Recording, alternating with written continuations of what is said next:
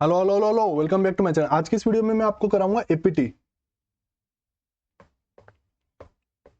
APT arbitrage price theory. Arbitrage price theory क्या बोलती है, ठीक है, और इसका नाम आर्बिट्राज प्राइस थ्योरी क्यों हुआ। उसके साथ साथ आपको इस ICMAT में आपके 4 क्वेश्चन है, 4 क्वेश्चन भी आपको करा दूंगा ताकि आपको कॉन्फिडेंस आ जाएगा बहुत अच्छे से। अगर किसी बच्चे ने कर रखा है तो उसका रिवाइज हो जाएगा, अगर किसी बच्चे ने नहीं कर रखा है उसके लिए भी वीडियो बहुत ज़्यादा सफिशियंट है। वो ये वीडियो देखेगा, उसका सब कुछ कवर हो जाएगा। एक बार जाके प्रैक्टिस कर लेना खुद से, बहुत अच्छे से क्वेश्चन सोल्व हो जाएंगे, ठीक है। एपीटी कराने से पहले मैं आपको थोड़ा सा सीएपीएम रिकेप कराता हूँ। सीएपीएम से हमेशा मेरा निकलता था रिक्वायर्ड रिटर्न, ठीक है। सीएपीएम का रिक्वायर्ड रिटर्न का फॉर्मूला होता था risk free plus market premium. Market premium कैसे निकलता था? Market return minus risk free rate में जो रिटर्न कमाया मैंने इनटू बीटा। मैं बोलता था कि मार्केट अगर 12% का रिटर्न कमा रहा है और मैं रिस्क फ्री में 8% का रिटर्न कमा रहा हूं, तो मार्केट 4% एक्स्ट्रा रिटर्न कमा रहा है, पर मेरी कंपनी तो ज्यादा रिस्की है, मेरी कंपनी तो ज्यादा सेंसिटिव है। बीटा का मतलब होता है सेंसिटिव। मेरी कंपनी तो ज्यादा सेंसिटिव है, ठीक है। तो मैं इसमें ना मार्केट के रिटर्न में, मार्केट जितना एक्स्ट्रा रिटर्न कमा के दे रहा है रिस्क फ्री से, over and about the risk free return जो मार्केट कमा के दे रहा है, उसमें मेरे कंपनी का बीटा मल्टीप्लाई कर देता हूं, तो मेरा रिटर्न आएगा, वो आएगा मेरा रिक्वायर्ड रिटर्न, ठीक है। पर सीएपीएम बोलता है ये बोलता है, एपीटी थ्योरी बोलती है कि आपने क्या बोला कि रिस्क फ्री से ज्यादा मार्केट कितना कमा के दे रहा है वही कंपनी को इफेक्ट करेगा, है ना। सीएपीएम ने ऐसा बोला, बट एपीटी बोलता है कि नहीं नहीं, और भी बहुत सारी चीजें होगी जिससे क्या होगा, आपका रिटर्न डिफर होगा। क्या होगा? बोलता है इन्फ्लेशन की वजह से भी आपका रिटर्न डिफर हो सकता है। तो इन्फ्लेशन का, मार्केट में जो इन्फ्लेशन और मेरी कंपनी का जो इन्फ्लेशन चल रहा है उनका प्रीमियम निकालूंगा, ठीक है। Inflation, growth rate, GDP, NDP और मेरा इंटरेस्ट रेट, बहुत सारे डिफरेंस हो सकते हैं, बहुत सारे फैक्टर की वजह से ना मेरे कंपनी के रिटर्न पे इंपैक्ट आएगा, ठीक है। तो मैं क्या बोलूंगा? मैं बोलूंगा रिस्क फ्री रेट, मेरे को इतना रिटर्न तो चाहिए ही मिनिमम, प्लस मेरा फैक्टर का प्रीमियम कितना है इनटू फैक्टर का बीटा। मैं बोल रहा हूं factor premium of inflation into beta of factor premium है sensitivity of factor premium, plus factor premium of growth into growth का बीटा या ग्रोथ का sensitivity, plus factor premium of GDP into GDP का beta. ऐसे में जितना भी मेरे को फैक्टर दे रखे होंगे उनको सबको ऐसे करूंगा मैं, और प्लस रिस्क फ्री ऐड कर दूंगा, तो मेरा आ जाएगा एपीटी थ्योरी के अकॉर्डिंग हमेशा आएगा एक्सपेक्टेड रिटर्न। सीएपीएम में हमेशा आता था रिक्वायर्ड रिटर्न। इसका भी रीजन बताता हूं कि क्यों आता है। अगर मेरे को क्वेश्चन में क्या तो डायरेक्टली फैक्टर प्रीमियम दे रखा होगा, अगर क्वेश्चन में फैक्टर प्रीमियम ना दे तो फैक्टर प्रीमियम का मतलब क्या होता है? अनएक्सपेक्टेड और सरप्राइज परसेंटेज। मतलब मैंने सोचा था कि 5% होगा इन्फ्लेशन, बट एक्चुअल में इन्फ्लेशन हो गया 7%। तो कितना एक्स्ट्रा हुआ? 2% इन्फ्लेशन एक्स्ट्रा हुआ। मेरी कंपनी कितनी सेंसिटिव है, मेरी कंपनी कितना इंपैक्ट पड़ेगा मेरी कंपनी पे अगर 2% रिटर्न, इन्फ्लेशन ज्यादा हो रहा है, ठीक है, ज्यादा रिस्की हो रहा है मार्केट, तो मेरी कंपनी कितना फर्क पड़ेगा, मेरी कंपनी का बीटा मल्टीप्लाई कर दूंगा उसमें, ठीक है। तो एक्चुअल माइनस एक्सपेक्टेड, क्या बोलोगे? एक्चुअल माइनस एक्सपेक्टेड, ठीक है। इससे क्या निकलेगा? आपका एक्सपेक्टेड रिटर्न निकलेगा। एक्सपेक्टेड रिटर्न क्यों निकलेगा? आपको याद है आप अल्फा में क्या पढ़ते थे? Expected return minus required return. अगर इनमें डिफरेंस आता है ना, तो क्या होता है? अंडर प्राइस या ओवर प्राइस होता है। अगर expected return greater than required return है तो मेरा अंडर प्राइस रहेगा शेयर। अंडर प्राइस होगा तो लोग क्या करेंगे? बाय कर लेंगे, है ना। और बाद में जब शेयर की प्राइस सही हो जाएगी, करेक्टली वैल्यू हो जाएगी, तब सेल कर देंगे और प्रॉफिट कमा लेंगे। यही प्रॉफिट को मैं बोलता हूँ रिस्क फ्री प्रॉफिट, है ना। आर्बिट्राज कर लिया मैंने, सस्ते में खरीद लिया, महंगे में बेच दिया। ओवर प्राइस होगी तो लोग अभी सेल कर देंगे, अभी शॉर्ट सेल कर देंगे, बाद में वापस से बाय कर लेंगे। तो इसमें क्या होता है? रिस्क फ्री प्रॉफिट कमा पा रहे हैं, आर्बिट्राज कर पा रहे हैं। एक्चुअल और एक्सपेक्टेड में डिफरेंस होता है। तो एपीटी थ्योरी वही बोलती है कि ये ना सीएपीएम से हमेशा क्या आता है? मेरा रिक्वायर्ड रिटर्न नहीं आता है। और रिक्वायर्ड रिटर्न आने के कारण क्या होता है? आर्बिट्राज अपॉर्चुनिटी हो सकती है, अंडर वैल्यू ओवर वैल्यू हो सकते हैं शेयर, ठीक है। तो एपीटी थ्योरी सब फैक्टर को कंसीडर करती है ताकि आर्बिट्राज कभी हो ही ना। मतलब expected return equal to expected return ही रहे। अगर expected return equal to expected return ही रहेगा तो क्या आएगा? अल्फा जीरो आएगा। अल्फा जीरो आते ही आपका शेयर क्या है? करेक्टली प्राइस है है ना, फेयरली प्राइस है, तो इसीलिए बोलता है कि कोई आर्बिट्राज अपॉर्चुनिटी अब रही नहीं, ठीक है। तो आर्बिट्राज अपॉर्चुनिटी कुछ भी नहीं रहेगी, इसलिए इस फॉर्मूले का नाम हुआ आर्बिट्राज प्राइस थ्योरी, ठीक है। सीएपीएम से वापस एक बार रिपीट कर देता हूँ, सीएपीएम से आपका रिक्वायर्ड रिटर्न निकलेगा, ठीक है। एपीटी से आपका एक्सपेक्टेड रिटर्न निकलेगा। एक्सपेक्टेड रिटर्न क्यों निकलता है वो भी मैंने आपको रीजन बता दिया, क्योंकि एपीटी थ्योरी अज्यूम करती है कि आपका कोई भी आर्बिट्राज नहीं होगा, ठीक है। आर्बिट्राज कब नहीं होगा, जब मेरा expected return equal to expected return होगा, तो इससे हमेशा इसलिए एक्सपेक्टेड रिटर्न ही निकलता है ताकि कोई आर्बिट्राज ना हो, ठीक है। ये मैंने आपको फॉर्मूला बताया। अगर आपको रिस्क प्रीमियम फैक्टर प्रीमियम ना दे रखा हो तो आप बोलोगे एक्चुअल माइनस एक्सपेक्टेड। ये वाला फॉर्मूला अभी अपन क्वेश्चंस करेंगे तो आपको बहुत अच्छे से समझ में आ जाएगा, ठीक है। Question number 9, with the help of the following data आप रिटर्न निकालिए सिक्योरिटी एक्स का, ठीक है। तो मेरे पास कितने फैक्टर है, मेरे पास 3 फैक्टर है, ठीक है। और मेरा रिस्क फ्री रेट 8%, तो मैं बोलूंगा risk free rate plus factor का प्रीमियम कितना है, उसमें फैक्टर का सेंसिटिविटी मल्टीप्लाई करो, तो फैक्टर का प्रीमियम इंटू फैक्टर का सेंसिटिविटी, ठीक है। फैक्टर का प्रीमियम इंटू सेंसिटिविटी, फैक्टर का प्रीमियम इंटू सेंसिटिविटी, इन सबको ऐड कर लो और उसमें रिस्क फ्री ऐड कर दो, तो मेरा आ जाएगा 12.7। इजी है, हाँ सर इजी है। चलो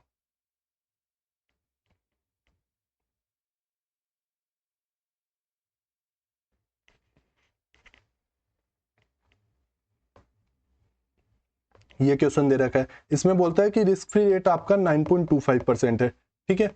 और आर्बिट्राज थ्योरी के अकॉर्डिंग रिटर्न निकालो, ठीक है। क्या मेरे को इसमें प्रीमियम दे रखा है क्वेश्चन में कहीं भी? अगर प्रीमियम दे रखा होगा, फैक्टर का प्रीमियम दे रखा होगा, तो मैं उसी फैक्टर के बीटा से मल्टीप्लाई कर देता, ठीक है। पर मेरे को प्रीमियम नहीं दे रखा, तो मैं कैसे निकालूंगा प्रीमियम? एक्चुअल माइनस एक्सपेक्टेड, ठीक है। मैंने सोचा था कि 5.5 होगा, एक्सपेक्टेड था 5.5 होगा, पर एक्चुअल में कितना हो गया, वो 7 हो गया, तो 1.5% ज्यादा हुआ।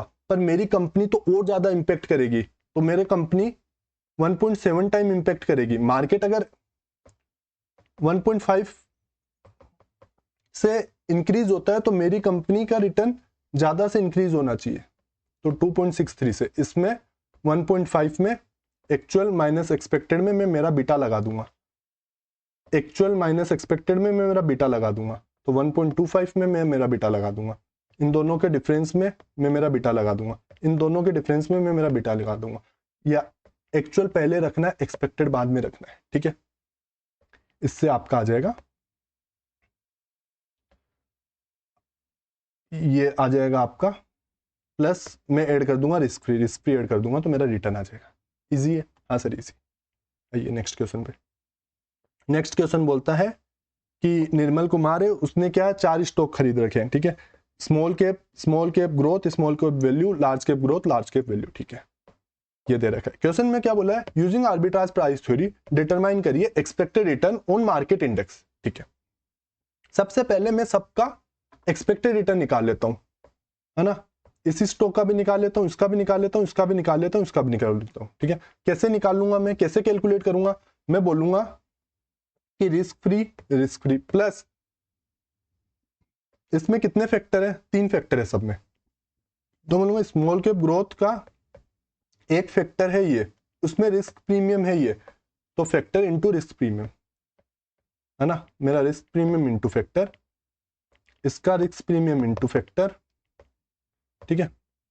इसका रिस्क प्रीमियम इंटू फैक्टर, ऐसे करूंगा तो मेरा इसका एक्सपेक्टेड रिटर्न आ जाएगा, ठीक है।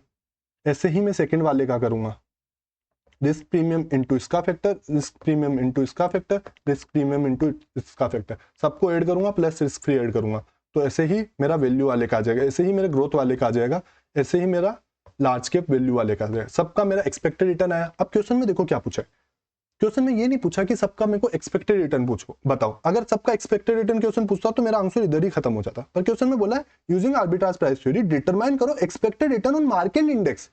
तो बोलता है मार्केट इंडेक्स का वेट कितना है, आपका इतना वेट है ना। मार्केट इंडेक्स का एक्सपेक्टेड रिटर्न क्या होगा? तो मैंने पहले तो स्टॉक का एक्सपेक्टेड रिटर्न निकाला, क्या मैंने इस डेटा से स्टॉक का एक्सपेक्टेड रिटर्न निकाल लिया, ठीक है। अब मैं बोलता हूं कि मेरा वेट कितना है, मार्केट है ना इन 4 चीजों से ही बना है, ठीक है। ये मार्केट इंडेक्स में ना ये 25% है, ये 10% है, ये 50% है, ये 15% है, तो मैं सब में सबका एक्सपेक्टेड रिटर्न में उनका वेट लगा दूंगा। तो ये क्या मेरा मार्केट का रिटर्न आ जाएगा क्या? ये मेरा expected return of market index आ जाएगा क्या? हाँ सर आ जाएगा। तो आईसीआई की में आप अगर मॉड्यूल से पढ़ते हो तो ना आईसीआई की बुक में आपको दो मेथड दिखेंगे, एक मेथड 1 एक मेथड 2। आपको ये मेथड 1 के अकॉर्डिंग करना है, मेथड 2 पे ध्यान भी नहीं देना, ठीक है। वापस से रिपीट करता हूँ फर्स्ट वाला क्वेश्चन। मेरे को बोलता है कि मार्केट का एक्सपेक्टेड रिटर्न निकालो, तो पहले मैंने सब स्टॉक का एक्सपेक्टेड रिटर्न निकाला। फिर मेरे को पता है कि मार्केट है ना, मार्केट कंसिस्ट करता है इन 4 स्टॉक का, है ना। इन 4 स्टॉक में क्या करता है, ये 25% है, ये 10% है, ये 15% है, ये 50% है, ये 15% है, तो सब में उनका वेट लगा दूंगा। तो वेटेड एवरेज रिटर्न आ गया मेरा 7.7526%, ठीक है। फर्स्ट वाला क्वेश्चन क्लियर हुआ। सेकंड वाला तो बोलता है यूजिंग द CAPM डिटरमाइन करो expected return on market index. CAPM क्या बोलता था कि आपका रिटर्न खाली खाली खाली खाली खाली किसकी वजह से चेंज होता है? बीटा की वजह से। तो मैं बोलूंगा risk premium into beta, risk premium into beta plus risk free.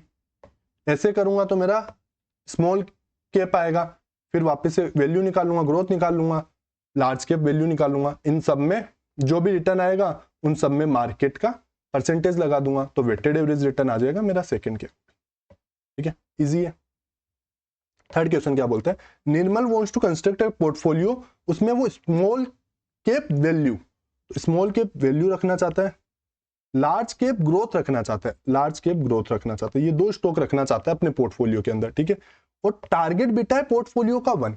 तो याद है आप है ना, पोर्टफोलियो में टारगेट बीटा मतलब पोर्टफोलियो का बीटा कैसे निकालते थे सर? हम वेटेड एवरेज कर लेते थे, नॉर्मल जो भी स्टॉक रखते थे हम उसका वेटेड एवरेज कर लेते थे, ठीक है। वही करना है।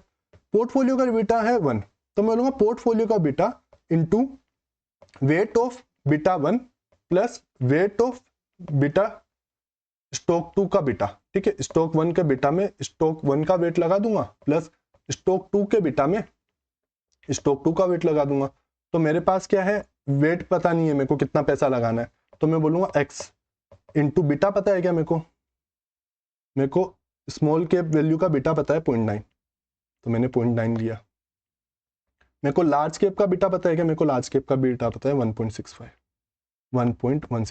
ठीक है। ऐसे में इसको सोल्व करूंगा तो मेरा x की वैल्यू आ जाएगी 62.26। अब बस क्वेश्चन करो ना, एक चीज बहुत ध्यान से पढ़ लेना, तुम्हारा स्मॉल कैप वैल्यू है और लार्ज कैप ग्रोथ है, गलती से कुछ और मत लेना, इसको स्मॉल कैप ग्रोथ मत ले लेना, आंसर पूरा ही चेंज हो जाएगा, ये ध्यान रखना, क्योंकि नाम एक जैसे हैं ग्रोथ वैल्यू, तो आप कंफ्यूज ना हो जाओ कभी, ठीक है। तो ये करके मैंने ऐसे निकाला। जो x वाला था वो मेरे को किसको डिनोट करता था? वो मेरा स्मॉल कैप वैल्यू को डिनोट करता था। 1 माइनस x आएगा मेरा, वो लार्ज कैप को करेगा। तो ये मेरा आंसर। इतना समझ में आया? हाँ सर हमें समझ में आ गया, इजी है। आइए ये वाले क्वेश्चन में थोड़ा सा ध्यान देना, बाकी ये वाला क्वेश्चन भी इजी है, कोई प्रॉब्लम नहीं। मिस्टर एक्स है, वो ओन करता है पोर्टफोलियो, ऐसा पोर्टफोलियो, ठीक है। क्वेश्चन की रिक्वायरमेंट पढ़ना, क्वेश्चन क्या बोल रहा है, अकॉर्डिंगली आप आंसर करोगे, बहुत इजीली निकल जाएगा। बोलता है एज्यूम करो कि सिक्योरिटी जनरेट करता है वो 2 फैक्टर मॉडल है, ठीक है। मिस्टर एक्स है ना, उसने 1 लाख रुपीज इन्वेस्ट किए, ठीक है, एंड शॉर्ट सेल किए 50,000 रुपीज सिक्योरिटी बी का, एंड परचेज कर लिया 150 लाख ऑफ सिक्योरिटी है, ठीक है। आप सेंसिटिविटी बताइए क्या पूछा है, थोड़ा सा अपन इस क्वेश्चन को अच्छे से करते हैं। देखो क्वेश्चन में क्या बोला, मिस्टर एक्स के पास कितना रुपए है? मिस्टर एक्स के पास 1 लाख रुपीज है, ठीक है, इन्वेस्ट करने के लिए। तो मैं बोल रहा हूं मिस्टर एक्स के पास 1 लाख रुपीज है, खुद का पैसा कितना है? 1 लाख रुपीज। खुद का पैसा कितना है? 1 लाख रुपीज, ठीक है। और शॉर्ट सेल किया 50,000 ऑफ सिक्योरिटी भी। शॉर्ट सेल का मतलब क्या होता है? शॉर्ट सेल का मतलब होता है अभी तो शेयर बेच दिया, फ्यूचर में जाके खरीदेंगे। तो अभी शेयर बेचा तो क्या होगा? मनी का इनफ्लो होगा ना, पैसा आया, कुछ प्रेजेंट में बेचा, बाद में फ्यूचर में खरीद लूंगा। तो अभी प्रेजेंट में बेचा मैंने शेयर, तो पैसा आया, तो मेरे पास 50,000 रुपीज और आ गए। मेरे पास 1 लाख रुपीज खुद के तो थे ही, मैंने शॉर्ट सेल किया शेयर को, तो मेरा 50,000 रुपीज और आ गया, ठीक है, देखो मैंने सेल शॉर्ट किया है, मतलब शॉर्ट सेल किया, मेरे पास 1 लाख रुपीज खुद के थे इन्वेस्ट करने के लिए और 50,000 मैंने शॉर्ट सेल किया। तो मैंने बोला 1 लाख रुपीज खुद के थे, 50,000 रुपीज शॉर्ट सेल किए, ये दोनों मिला के मेरे पास कितने रुपए हो गए, 1,50,000 रुपीज मेरे जेब में आ गए। अब 1,50,000 का मैंने किया क्या, 1,50,000 मैंने इन्वेस्ट कर दिया सिक्योरिटी ए में। तो मैंने ये इन्वेस्ट कर दिया सिक्योरिटी ए में। तो अब मैं निकालता हूं इनका वेट कितना है। तो सिक्योरिटी ए में मैंने कितना पैसा लगाया, 1,50,000। तो मैं इसको बोल दूं इसका वेट हो गया 1.5। ठीक है, कोई प्रॉब्लम नहीं है। ठीक है सर, ये देखो ये 50,000 मैंने बेचा ना, मेरे पास शेयर था क्या, नहीं था। इसमें मेरे पास क्या है 1.5 में पॉजिटिव बोलूंगा, इसमें बोलूंगा कि 0.5 मेरा नेगेटिव है। ठीक है, मैंने 0.5 शेयर बेचे हैं, इसमें मैंने 1.5 खरीदे, मतलब 1.5 की वैल्यू के खरीदे, इसमें मैंने 1.5 की वैल्यू के बेचे हैं। मैंने वेट निकाला, इसका वेट होगा 1। ठीक है, ये दोनों का मैंने वेट निकाला, कोई प्रॉब्लम नहीं है सर, अपन ने वेट निकाला, इतना क्वेश्चन में किया। फिर क्वेश्चन देखो क्या बोलता है कि what is the sensitivity of mister x portfolio two factor. ठीक है, 2 फैक्टर मतलब फैक्टर 1 फैक्टर 2, इनका सेंसिटिविटी कितना होगा। तो मैं बोल रहा हूं सिक्योरिटी ए कितना है 80%, मतलब इसका सेंसिटिविटी कितना है, फैक्टर 1 का सेंसिटिविटी है 0.80 और बी का कितना है 1.5। तो इन दोनों में वेट लगा दूंगा तो क्या मेरा फैक्टर 1 का सेंसिटिविटी आ जाएगा क्या, हाँ सर आ जाएगा। वापस से रिपीट करता हूं, पहले तो मैंने निकाला वेट, मैंने सिक्योरिटी बी का वेट निकाला 0.5 माइनस का, सिक्योरिटी ए का वेट निकाला 1.5 प्लस का। सर कैसे निकाला वेट, एक बार वापस से प्लीज रिपीट कर दो ना। मेरे पास 1 लाख रुपए खुद के थे, मैंने शॉर्ट सेल किया सिक्योरिटी बी को, 50,000 का शॉर्ट सेल किया, तो मेरे पास कितने रुपए आ गए, मेरे पास 1 लाख रुपए खुद के थे, 50,000 का मैंने शॉर्ट सेल किया, तो मेरे पास हो गए 1,50,000, वो मैंने इन्वेस्ट किए ए में। तो मैं बोलूँ वेट निकालता हूँ, मैं बोलता हूँ ये वेट हो गया 1 है ना, मैंने शॉर्ट सेल किया उसका वेट हो गया 0.5 माइनस का, और मेरा ए में इन्वेस्टमेंट है उसका वेट हो गया 1.5। तो सिक्योरिटी ए का वेट आ गया 1.5, बी का वेट आ गया -0.5। ठीक है, क्वेश्चन में रिक्वायरमेंट क्या है, बोलता है कि what is the sensitivity of mister x portfolio two factor. Factor 1 का भी सेंसिटिविटी बताओ, फैक्टर 2 का भी सेंसिटिविटी बताओ। तो मैं बोलूंगा फैक्टर सिक्योरिटी ए का सेंसिटिविटी ये है, सिक्योरिटी बी का सेंसिटिविटी है, इनमें अब उनका वेट लगा दूंगा। तो मैंने उनका वेट मल्टीप्लाई कर दिया 1.5 0.5 और सेंसिटिविटी था 0.8 1.5, 0.8 1.5, इसमें 1.5 मल्टीप्लाई किया, इसमें -0.5 मल्टीप्लाई किया। तो मेरा क्या आया, मेरा इससे आया सेंसिटिविटी ऑफ फैक्टर है। ऐसे ही मैं फैक्टर बी का सेंसिटिविटी निकाल लूंगा। तो मेरा first question complete. Second question क्या बोलता है कि आपने 1 लाख रुपए बोरो किए, मेरे पास 1 लाख रुपए खुद के थे, 1 लाख रुपीज मैंने बोरो कर लिए, अब मेरे पास 2 लाख रुपीज हो गए। ठीक है, और आप इन्वेस्ट करते हो ही borrow along with the original amount 1 lakh, और आप इन्वेस्ट करते हो ए और बी में सेम प्रपोर्शन जो आपको फर्स्ट पार्ट में बता रखा है। ठीक है, मेरे पास बोरो किया मैंने 1 लाख रुपीज। ठीक है, मेरे पास खुद के पास पैसा था 1 लाख रुपीज, तो मेरे पास टोटल पैसा हो गया 2 लाख रुपीज। ठीक है, बोलता हूं आप है ना सेम प्रपोर्शन में इन्वेस्ट करते हो जो क्वेश्चन 1 में किया था। तो क्वेश्चन 1 में देखो मेरे पास जो भी पैसा था ना वो उसका वेट कितना था 1, और जो मैंने इन्वेस्ट किया था वो 1.5 किया था ए में। तो मैं बोलूंगा मेरे पास अब टोटल पैसा कितना है 2 लाख, ये इसका 1 का वेट है, इंटू 1.5 करूंगा तो मेरा इन्वेस्टमेंट हो गया, इंटू 1.5 करूंगा तो मेरा इन्वेस्टमेंट हो गया ए में 3 लाख का। ठीक है, इधर बी में कितना था, बी में था 2 लाख -1 इंटू 0.5 माइनस का, 0.5 माइनस का किया तो सिक्योरिटी बी। ठीक है, कैसे निकाला सर वापस से बता दो। मैंने बोरो किया 1 लाख, खुद का पैसा था 1 लाख, टोटल पैसा था 2 लाख, बोरो किया 1 लाख, खुद का पैसा था 1 लाख, 2 लाख। अब बोलता है कि आप ये इन्वेस्ट कैसे करते हो, आपके पास पैसा तो है, आप कहीं ना कहीं तो लगाओगे ना ये पैसा। मेरे पास पैसा पड़ा है, देखो पहले वाले में मेरे पास 1 लाख रुपए पड़ा था, 50,000 का मैंने स्टॉक बी को बेच दिया, और मैंने सारा पैसा लगा दिया स्टॉक में, ठीक है। अब वाले केस में क्या है, मेरे पास 1 लाख रुपए खुद के हैं, 1 लाख रुपीज खुद के हैं, मैंने बोरो कर लिए 1 लाख रुपीज, ठीक है, तो मेरे पास हो गए 2 लाख रुपीज। इनको मैं इन्वेस्ट कर दूंगा, कहाँ इन्वेस्ट कर दूंगा, सेम प्रपोर्शन में जो पहले वाले क्वेश्चन में किया था। तो मैं बोलता था खुद के वाले पैसे तो मेरे पास उसका रेशियो तो 1 ही था ना, उसी रेशियो में करना है। तो ये 2 लाख 1 के बराबर है, 1.5 के बराबर कितना होगा, तो मैं बोलता हूं 1.5 के बराबर होगा 3 लाख, 0.5 के बराबर होगा 1 लाख। तो अब नया रेशियो क्या बन गया, तो मैं बोलता हूं ये हो गया 3, ये हो गया -1, ये हो गया 1 और ये हो गया -1, क्योंकि बोरो की है ना, मैंने बोरो का हो जाएगा -1, ठीक है, ये हो गया मेरा -1, ठीक है। अब मेरे को वही सेम क्वेश्चन पूछा गया, मेरे को बोला what are the sensitivity of the two factor, वापिस से सेंसिटिविटी बता दो, ठीक है। तो मेरे पास 3 चीजें हो गई, तो मैं बोलूंगा 0.5 इंटू 8, 1.5 इंटू 8, 1.5 इंटू 8, सॉरी ये वाला 3 इंटू 0.8। तो देखो एक का वेट कितना था 3 इंटू 0.6, 3 इंटू 0.8, सॉरी फैक्टर ए का देख रहा हूं, 3 इंटू 0.8, ठीक है। इसका बोलूंगा -1 इंटू 1.5, ठीक है।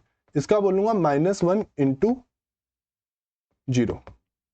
तो ये मैंने करके इसका ए का सेंसिटिविटी निकाला, ऐसे ही करके मैं बी का सेंसिटिविटी निकालूंगा, दोनों का सेंसिटिविटी आ जाएगा। कैसे निकाला मैंने, देखो ये तो वेट्स हो गए, इसमें मल्टीप्लाई कर दूंगा सिंपली उनका सेंसिटिविटी परसेंटेज, जो भी सेंसिटिविटी पॉइंट्स में दे रखा है वो मैंने मल्टीप्लाई किया, ऐसे ए का निकाला, ऐसे ही मैंने बी का निकाला, ठीक है।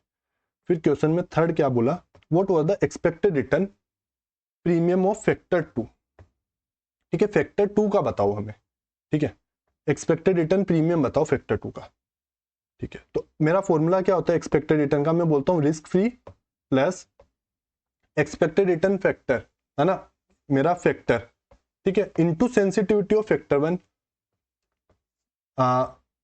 Premium of factor 2 into sensitivity of factor 2, ठीक है। ये प्रीमियम हो गया मेरा, ये भी प्रीमियम हो गया, इसमें इस प्रीमियम में मैं सेंसिटिविटी 1 को मल्टीप्लाई कर देता हूं, इस प्रीमियम में सेंसिटिविटी बी को मल्टीप्लाई कर देता हूं, ठीक है। तो मेरा फर्स्ट इक्वेशन क्या बनेगा, 15%, देखो एक्सपेक्टेड रिटर्न दे रखा है मेरे को ऑलरेडी 15%, तो मैं बोलूंगा 15% equal to risk free rate दे रखा है मेरे को, क्वेश्चन में रिस्क फ्री रेट दे रखा है मेरे को 10%, ठीक है, 10% प्लस क्या मेरे को फैक्टर 1 पता है क्या, फैक्टर 1 का रिस्क प्रीमियम पता है क्या, मेरे को फैक्टर 1 का रिस्क प्रीमियम नहीं पता, ना मेरे को फैक्टर 1 का पता है, ना मेरे को फैक्टर 2 का पता है, मैं बोलूँ फैक्टर 1 का रिस्क प्रीमियम ही नहीं पता मेरे को। इनटू क्या करूंगा मैं, उसका फैक्टर 1 का क्या करूंगा मैं, सेंसिटिविटी, है ना बीटा, मैंने मल्टीप्लाई किया, प्लस फैक्टर 2 इंटू 0.6, मैंने सिक्योरिटी ए बी का निकालूंगा मैं, तो ये 0.6 मल्टीप्लाई किया, ये सिक्योरिटी ए आ गया, ऐसे सिक्योरिटी बी की इक्वेशन बनाऊंगा, ऐसे मैंने दोनों इक्वेशन बनाई, ऐसे इक्वेशन बनाई ना। अब मेरे को देखो, मेरे को एक फिगर निकालनी है, कोई भी एक फिगर कैसे निकालूंगा मैं एलिमिनेशन मेथड यूज लूंगा। आप याद है ये करते थे आप शायद तक अराउंड 9th क्लास में करते थे एलिमिनेशन टेक्निक, या 8th क्लास में भी स्टार्ट हो जाती थी आपकी, ठीक है, 7th 8th से स्टार्ट हो जाती थी एलिमिनेशन टेक्निक। एलिमिनेशन टेक्निक में आप क्या करोगे कि एक वेरिएबल को जीरो बनाना, मेरे पास देखो 2 वेरिएबल है, ठीक है, एक वेरिएबल को मैं जीरो बना दूंगा ना, मेरा काम हो जाएगा, फिर दूसरे वाले को सब्सटीट्यूट कर दूंगा मैं वहां पे। तो एक वेरिएबल को मेरे को जीरो बनाना है, 2 वेरिएबल को मैं कभी भी सोल्व नहीं कर सकता इक्वेशन में, एक एक्स की वैल्यू ही सोल्व कर सकता हूं मैं, 2 एक्स की वैल्यू कभी भी इक्वेशन में सोल्व नहीं कर सकता मैं। तो मैं बोलूंगा ऐसे कोई भी एक इक्वेशन ले लो, उसको मल्टीप्लाई और डिवाइड कर दो, ताकि एक कुछ भी कट जाए, एक वेरिएबल कट जाए, ठीक है। देखो 3 + 5 = 8 होता है, इसमें मैं 2 से मल्टीप्लाई कर देता हूँ, इसमें 2 से मल्टीप्लाई कर देता हूँ, इसमें 2 से मल्टीप्लाई कर देता हूँ, तो कोई फर्क नहीं आएगा, ये 6 हो जाएगा, ये 10 हो जाएगा, ये 16 हो जाएगा, ठीक है। 6 + 10 = 16, कोई फर्क नहीं आता है, ठीक है। ये तो मैंने सिर्फ बेसिक मैथ का बताया, कोई जरूरत नहीं। मल्टीप्लाई मैं बोलता हूँ एक काम करता हूँ, ये है ना 1.2 है, इसको 0.6 बना देता हूँ। कैसे बनाऊंगा 1.2 को 0.6 कैसे बना पाऊंगा मैं? एक वेरिएबल कोई भी कम कर दो, है ना, किसी को भी दो वेरिएबल को बराबर कर दो, है ना, तो मैं बोलूंगा इसको 0.5 से मल्टीप्लाई कर देता हूँ, तो ये हो जाएगा 0.6, ये 0.6, ये 0.6 ऊपर डिडक्ट हो जाएगा। बताऊंगा कैसे। तो मैं सबको मल्टीप्लाई करूंगा 0.5 से, तो मेरा देखो क्या हो जाएगा, ये 20 हो जाएगा, 10 हो जाएगा 5, 1.5 हो जाएगा 7.5, 0.75, ठीक है, मेरा 0.75, ठीक है। ये 1.2 हो जाएगा 0.5 से मल्टीप्लाई करने के बाद में 0.6। अब मैं माइनस का साइन लगा दूंगा, ठीक है। तो देखो ये वाली इक्वेशन तो खत्म। अब ये दोनों इक्वेशन को कंपेयर करता हूँ, ये इससे डिडक्ट हो रहा है, ठीक है, ये इससे डिडक्ट होके मेरा बचा 0.5 F1, ये 10 इससे डिडक्ट होके बचा मेरा 5%, 15 माइनस 10 5%, ठीक है। तो 5 इधर आएगा, है ना, तो 5 माइनस 5 0, 0.5 F1, 0.5 F1, ऐसे F1 की वैल्यू सोल्व की मैंने, तो ये आया 0। तो मेरा रिस्क प्रीमियम आया फैक्टर 1 का 0, ठीक है। अब मैं सब्सटीट्यूशन मेथड लगाऊं। सब्सटीट्यूशन मेथड क्या बोलता है, उसमें सब्सटीट्यूट कर दो। अब ये मेरा फैक्टर 1 का रिस्क प्रीमियम कितना है, 0 आया ना, मैं 0 कहीं भी सब्सटीट्यूट करूँ, कोई भी इक्वेशन में बोलता हूँ कि मैं इक्वेशन 1 में सब्सटीट्यूट कर देता हूँ, कोई भी इक्वेशन में करो, फर्स्ट में करो, सेकंड में करो, आंसर सेम ही आएगा, ठीक है। मैंने बोला कि इसके ये इक्वेशन थी मेरी एक्चुअल, देखो ये इक्वेशन थी एक्चुअल, ठीक है। इस इक्वेशन में मैं इधर 0 कर देता हूँ F1 की जगह, तो मैंने F1 की जगह अगर मैं 0 करूंगा तो ये तो 0 हो जाएगा, ठीक है। ये 0.6 F2 रह जाएगा, 0.6 इंटू F2 का प्रीमियम, है ना, फैक्टर 2 का प्रीमियम, रिस्क प्रीमियम, ठीक है। ये 10 का 10 रहेगा, ये 15 का 15 रहेगा, तो ये 10 इधर आ जाएगा, तो ये 5% हो गया, ठीक है। ये 0 हो ही गया, ये 0.6 F2, ठीक है, ये 5% अपॉन 0.6, तो F2 का आ जाएगा 8.33%, ठीक है, रिस्क प्रीमियम। क्या अपन को क्वेश्चन में यही पूछा था क्या? बोलता है कि रिस्क प्रीमियम बताओ मेरे को, एक्सपेक्टेड रिटर्न प्रीमियम बताओ मेरे को फैक्टर 2 का। तो क्या मैंने निकाल लिया? हाँ सर मैंने निकाल लिया। एक बार वापस से इसको रिवाइज कर लेना ताकि आपको बहुत अच्छे से ये क्वेश्चन सोल्व हो जाए। एक बार वापस से रिकेप करा देता हूँ कि मेरे पास 1 लाख रुपए थे और 50,000 का मैंने शॉर्ट सेल किया और सब पैसा इन्वेस्ट कर दिया ए में, तो मैं बोलूंगा मेरे पास 1 लाख रुपीज खुद के थे, 50,000 रुपये मैंने शॉर्ट सेल किया और सब पैसा इन्वेस्ट कर दिया ए में, तो मेरा क्या आ गया, ये अमाउंट आ गया। मैं इनसे क्या निकालूंगा, वेट लगा दूंगा, वेट निकालूंगा। मैं बोलूंगा इसका वेट है 1.5, इसका वेट है 0.5, वो भी नेगेटिव, इसका वेट है 1, ठीक है। मैंने बोला कि स्टॉक एक का वेट इतना है, बी का वेट, ए का वेट इतना है, बी का वेट इतना है, ठीक है। अब मैं बोलूंगा सेंसिटिविटी ऑफ द फैक्टर 1, क्या बोलता है कि फैक्टर वाइज सेंसिटिविटी निकाल के बताओ मुझे। तो फैक्टर 1 में 2 सिक्योरिटी है, 1 और 2, इनका सेंसिटिविटी इतना, इनमें उनका वेट लगा दूंगा, तो इसका वेट था 1.5, 0.8 को 1.5 से मल्टीप्लाई कर दूंगा, इसका वेट था 0.5 माइनस इसको इससे मल्टीप्लाई करूंगा, तो क्या मेरा फैक्टर 1 का सेंसिटिविटी आ जाएगा? क्या फैक्टर 1 का सेंसिटिविटी आ जाएगा सर मेरा। तो मैंने फैक्टर 1 का सेंसिटिविटी किया, ऐसे ही फैक्टर 2 का सेंसिटिविटी करूंगा, ठीक है। नेक्स्ट क्वेश्चन में मेरे को बोला कि आपके पास, आपने बोरो किया 1 लाख, 1 लाख खुद के पास था, अब आपके पास 2 लाख रुपीज है, उसको ना सेम प्रपोर्शन में इन्वेस्ट कर दो जो फर्स्ट क्वेश्चन में था, ठीक है। तो मेरे पास, मैं बोलूंगा मेरे पास आ गए 2 लाख रुपीज, और इसका वेट कितना था, खुद के पैसे का वेट कितना था, मैंने बोरो किया कहीं से भी किया हो, मेरे पास पैसे कितने हैं, मेरे पास पैसे कितने आ गए 2 लाख रुपीज, इसका वेट था 1, इसको 0.5 माइनस के किया तो ये आ गया। मैं स्टॉक बी को शॉर्ट सेल करूंगा 1 लाख रुपीज, खुद के पास था 2 lakh rupees, total 3 lakh rupees invest कर दूंगा सिक्योरिटी ए में, स्टॉक ए में, तो इसका रेशियो अब हो गया अपडेटेड 3, इसका हो गया -1, इसका हो गया -1। बोलता है वापिस से फैक्टर ए का सेंसिटिविटी निकालो, फैक्टर बी का सेंसिटिविटी निकालो, तो मैं ये निकालूंगा और इस बार मैं रिस्क फ्री वाले को भी कंसीडर करूंगा, इसको भी कंसीडर करूंगा, इसकी वैल्यू 0 है तो कोई इंपैक्ट आएगा नहीं, तो ये आ गया। थर्ड वाला बोलता है एक्सपेक्टेड रिटर्न प्रीमियम निकालो, किसका निकालो, मेरे को सेकंड फैक्टर का बताओ, ठीक है। मैंने इक्वेशन बनाई, इक्वेशन बना के मैं एलिमिनेट करूंगा, मेरे को कुछ भी एक वेरिएबल डिडक्ट करना है, तो मैं बोलूंगा इसको अगर मैं 0.5 से मल्टीप्लाई कर देता हूँ ना, पूरी इक्वेशन को 0.5 से मल्टीप्लाई करना है, तो मेरा वैल्यू आ जाता है ये, ठीक है। अब मैं माइनस कर दूंगा, है ना, इक्वेशन 1 में से इक्वेशन 2 माइनस कर दूंगा, तो माइनस करके मेरी ये इक्वेशन बनी। तो ऐसे करके मैंने बोला कि F1 आ गया मेरा 0, ठीक है। F2 आ जाएगा आपका 8.33। ICICI लेमडा यूज लेता है, ठीक है, आपका ICICI लेता है हाँ 1 लेमडा 2, कुछ भी नाम ले लो, इसको कोई फर्क नहीं पड़ता, ठीक है।